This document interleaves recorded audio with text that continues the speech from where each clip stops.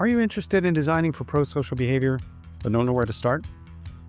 Well, in this episode, I'll show you the fast path to pro-social. Hello and welcome to Digital Thriving with Weszt Hart, where we talk about tactical and practical ways to help the world thrive online. The Digital Thriving Playbook is the online resource where you can find all of these tactical and practical ways. And in the playbook, we talk about pro-social behavior a lot. Prosociality is key to digital thriving, the success of multiplayer games, and pretty much any online space where people interact with each other. There's growing interest in designing for prosocial behavior, particularly within gaming and social media companies. This is a good thing. But jumping into prosocial design can seem intimidating to some folks. I believe there are a few reasons why. Number one, it's a fairly new space. Number two, probably very different from your day job. Number three, not used to thinking about positivity. But for those who are interested in prosocial design, no matter what the reason, here is the fast path to prosocial. Step one, remember the meaning. Let's start with a simple definition. My favorite for prosocial behavior is this. Prosocial behavior refers to actions that benefit others intentionally or unintentionally. That's it. Let's say it again. Prosocial behavior refers to actions that benefit others intentionally or unintentionally. What's really great about this approach for designers is players don't have to be trying to benefit anyone other than themselves. We can design actions that have prosocial outcomes whether players intend to be altruistic or not. For instance, let's say we made a teleportation mechanic that's so cool, you want to use it any chance you get. It just feels amazing. Now, if players could use this mechanic to help save a teammate, it'd be more likely to do it just for personal enjoyment. Add some post-save kudos, maybe some high fives from the team, and we've got ourselves a recipe for prosocial action. No intention necessary. So that brings us to step two, learn some verbs. By learning just a few verbs, you can find your own sense of direction in prosocial design. Start with helping. What are different ways players help each other? How about healing, reviving, protecting, maybe mentoring? Now think about ways players react to helping. Acknowledging, thanking, celebrating. Great. Now think about what players do together.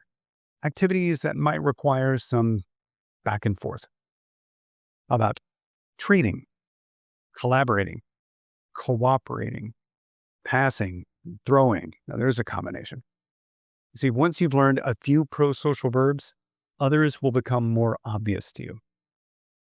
Now it's time to see those verbs in action, and pun intended. We can do this by making a map, and you can do that with any tools you like. Paper, Miro, Google Slides, whatever. Draw a horizontal line to symbolize the flow of the game from beginning to end. If you're listening to this, just try to imagine a game from start to finish. Mark key moments, actions, decisions, and features in the flow, and label those. Since game experiences can vary, feel free to use a little imagination. Make this a simple story. Once you've got a map in mind that feels complete, mark places where specific prosocial actions happen or could happen. If you've done this, congratulations. You've literally just created a prosocial path. It's here in our last step where we begin to talk about rewards. And there are two types, intrinsic and extrinsic. Intrinsic is about the joy in the doing. Extrinsic is about the joy in the receiving. When players explore the world of a game or play just because they enjoy getting better at something, well, that's intrinsic. When players get bonuses for in-game accomplishments or to unlock a new cosmetic, that's extrinsic. Now that you recognize different rewards, let's connect a few dots. So like we said, prosocial behavior refers to actions that benefit others intentionally or unintentionally. You've got to map possible actions. To make those actions intrinsically rewarding, well, think of ways to make those things enjoyable to do and get good at. Like that teleportation mechanic we mentioned. Maybe it takes a little practice to get right, but getting it right is worth the effort. And using it to save a teammate feels extra good. Now imagine that we give players a small experience point boost after a certain number of saves. This makes saving teammates extrinsically rewarding. But by keeping the extrinsic rewards small, we can avoid hurting the player's intrinsic motivation while keeping our business costs low. Okay, so let's review our fast path to prosocial. Step 1, remember the meaning.